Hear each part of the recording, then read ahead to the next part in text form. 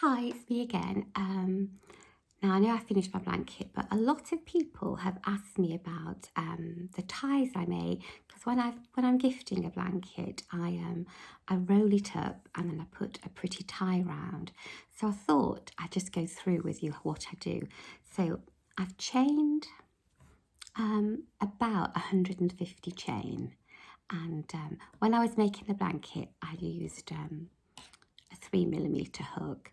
Now for my chain, I've actually gone up to a 4mm hook, and so I've chained 150, and then I've done one turning chain, and then I've double crocheted along. So this is double crochet in the UK and single crochet for the US. So I've double crocheted along to make it a little bit thicker. So I'm almost there. So I'll just finish this off. So just going to do a double crochet in each stitch, and just work along. This is always the most tedious row, isn't it, when you're doing your foundation, working along a foundation chain. Don't know what you do. I go under 2 loops and leave 1 loop behind, and I just think that gives a much sort of neater edge. I know it's the hardest way, and certainly when you're a beginner, I think you just push your hook through and hope for the best, but I think this gives the best finish. So it's just going under 2 loops, and I'm almost at the end. I'll just try and speed up a bit. So I make this chain. So if you just, as you're working it, just sort of try it around your blanket to make sure it's going to fit. And then, and you also need that little bit extra for tying a bow. So I worked out for this one, I needed about 150 chain. So I'm almost there. Just get into that last stitch, which is always tricky. And then I'm just going to cut that off and finish. So that's my tie all done, and I'm just need to neaten off those tails. So I'm just going to put that over there, and then at the end, to make it a little bit prettier, I attach a little heart, and these are really simple. So I've made one, and then I thought I'd show you how I made them.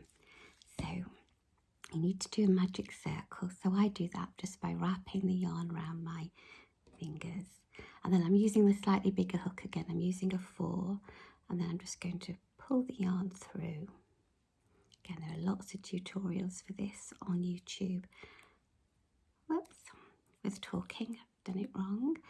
So I'll pull the yarn through, keep splitting my yarn. There we go.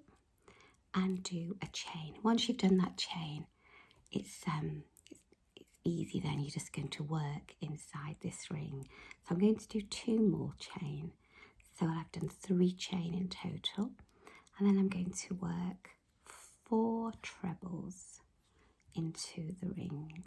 So that would be 4 double crochets if you are American. So 1, so there's 3, and then 1 more is 4.